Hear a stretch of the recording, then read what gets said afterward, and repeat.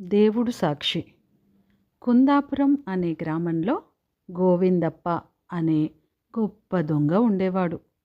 దొంగతనం వాళ్ళ వంశవృత్తి. గోవిందప్ప తండ్రి, తాతలు కూడా దొంగలే.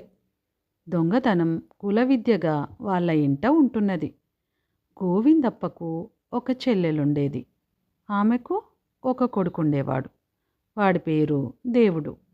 మేనమామ దగ్గరికి పోయి దొంగతనం నేర్చుకోమని దేవుణ్ణి వాడి తల్లి గోవిందప్ప వద్దకు పంపింది.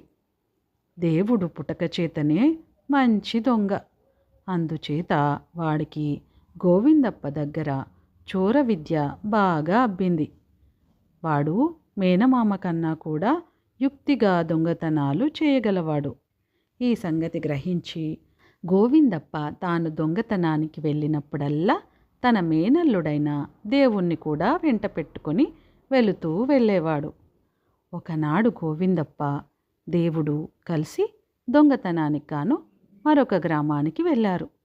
వారు ఆ గ్రామం చేరేసరికి చీకటి పడింది. ఆ గ్రామంలోని న్యాయాధికారి శ్రీమంతుడని విని వాళ్ళ రాత్రికి ఆయన ఇంట దొంగతనం చేద్దాం అని అనుకున్నారు. ఆ న్యాయాధికారి ఒక రకం మనిషి. ఆయనకేమో పిల్లలు లేరు. అయినా ఆయన భార్య కూడా అస్తమానము నోములు నోచేవారు, ఉపవాసాలు ఉండేవారు. న్యాయాధికారి ప్రతిరోజు ఎంతో పొద్దుపోయి గాని ఇంటికి రాడు. ఈ సంగతి తెలుసుకుని గోవిందప్ప, దేవుడు పెందలాడే తమ పని పూర్తి చేసుకుందామని న్యాయాధికారింట ప్రవేశించారు. నాకు ఆకలి దహించుకుపోతున్నది. నేను తినటానికి ఏమన్నా దొరుకుతుందేమో చూస్తాను అన్నాడు దేవుడు. నేను మిద్దె మీదికెళ్ళి డబ్బు దస్కము తెస్తాను. నేను ముందొస్తే ఈ చెట్టు కింద ఉంటాను, నువ్వు ముందొస్తే కూడా ఇక్కడే ఉండు, ఇద్దరము కలిసి ఇంటికి బయలుదేరుదాము అన్నాడు గోవిందప్ప. తర్వాత గోవిందప్ప మిద్దె మీదికి వెళ్ళాడు. దేవుడు లోపలికి ప్రవేశించాడు. వీధి వాకిలి దగ్గరగా వేసి ఉన్నది. దేవుడు లోపలికి వస్తూ ఆ తలుపు గడియ పెట్టాడు. వాడు పిల్లిలాగా చప్పుడు చేయకుండా వంటింటి దాకా వెళ్ళి లోపలికి తొంగి చూశాడు. ఇల్లంతా నిశ్శబ్దంగా ఉన్నది. న్యాయాధికారి భార్య వంట ఇంట్లో కొంగుపరుచుకొని కొనుకు తీస్తూ ఉన్నది.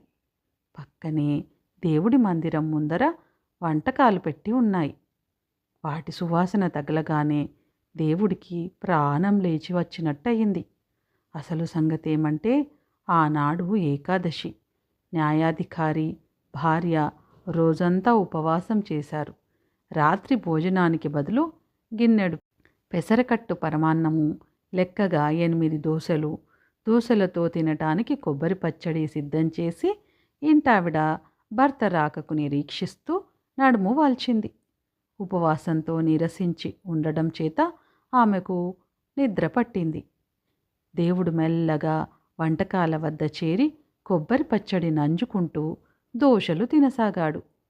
అసలే ఆకలి మీదున్నాడు.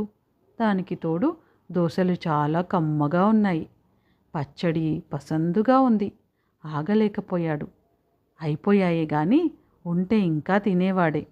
తర్వాత వాడు పెసరకట్టు పాయసం గిన్నె ఎత్తి మొత్తమంతా తాగేశాడు. అది కూడా వాడి నోటికి అమృతంలాగా ఉంది. అటువంటి పాయసం వాడెన్నడూ తాగెరగడు. దేవుడు ఆకలి పూర్తిగా తీరిపోయింది. ఇక వచ్చిన దారినే వెళ్ళిపోదాం అనుకుంటుండగా వీధి వాకిలి దబా దబా తట్టిన చప్పుడయింది. తలుపు తలుపు అన్న పిలుపు వినిపించాయి.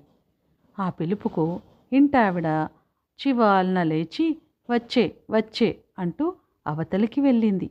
ఆ వచ్చినవాడు ఇంటాయనై ఉంటాడు. భోజనానికి వంటింట్లోకే వస్తాడు. ఎటూ పోవటానికి దారి లేక దేవుడు చటుక్కున అటకెక్కి కూచున్నాడు. వాడు ఊహించినట్టుగానే ఇంటాయన భార్యతో సహా వంటింట్లోకి వచ్చి, పలహారం సిద్ధం చేశావు కదా, ఆకలి దహించుకుపోతుంది అన్నాడు. ఎప్పుడనగా సిద్ధమైంది, మీరెప్పుడొస్తారా అని చూస్తున్నాను అంటూ ఇంటావిడ దేవుడి మందిరం కేసి చూసింది. ఆమెకు ఖాళీ గిన్నెలు మాత్రమే కనిపించాయి. అయ్యో, నేను చేసిన పలహారం ఏమైంది అన్నదామె ఆదుర్దాగా. ఏమవుతుంది? ఆకలేసి నేనొచ్చేదాకా ఆగలేక నువ్వే తినేసి ఉంటావు అన్నాడు భర్త. ఎంతో ఆశతో వస్తే ఖాళీ గిన్నెలు ఉండడం చూసి ఆయనకు మండిపోయింది. నేనా? మీరు తినకుండా ఏనాడన్నా నేను ముందు తిన్నానా? నేను తిన్నది లేనిది దేవుడు చూస్తూనే ఉన్నాడే అన్నది భార్య. నువ్వు తినకపోతే ఇంకెవరు తిన్నారు? అసలు ఇక్కడికి ఎవరొస్తారు అన్నాడు భర్త కోపంగా. నాకు కాస్త కునుకు పట్టింది. ఆ సమయంలో దేవుడు తిన్నాడేమో అన్నది భార్య. దేహశుద్ధి చేస్తే గాని నువ్వు నిజం చెప్పవు. చూస్తూ ఉండు, ఇలా చేసినందుకు నేను చంపేస్తాను అంటూ భర్త అవతలకి వెళ్ళి ఒక కర్ర తెచ్చాడు. ఇదంతా చూస్తున్న దేవుడికి ఆ భర్తను చూసి పట్టరాని కోపం వచ్చింది. వాడు అటక మీద నుంచి భార్యాభర్తల మధ్యకు దూకి భర్తతో, ఆవిడ నిజమే చెప్పింది, నేనే దేవుణ్ణి. నేను మీ ఇద్దరి ఫలహారాలు తినేశాను. ఆవిడనెందుకు నిష్కారణంగా కొట్టడం అన్నాడు. భర్త దేవుడికేసి తెల్లమొహం వేసి చూస్తూ నిలబడ్డాడు. ఇంతలో బయటి నుంచి దేవుడూ అని చిన్నగా పిలుపు వినిపించింది.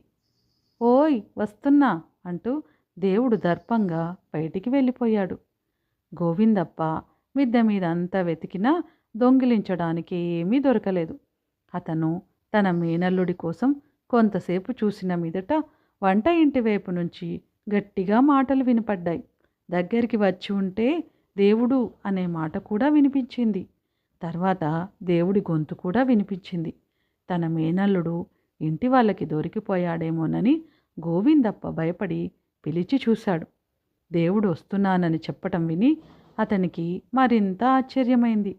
తర్వాత వాళ్ళిద్దరూ తమ ఊరికి పోయేటప్పుడు తన మేనల్లుడు చేసిందంతా విని, దొంగవంటే దొంగవురా, దొంగతనం చేశానని ఇంటి వాళ్ళకి చెప్పి మరీ వచ్చేశావు అని గోవిందప్ప మెచ్చుకున్నాడు.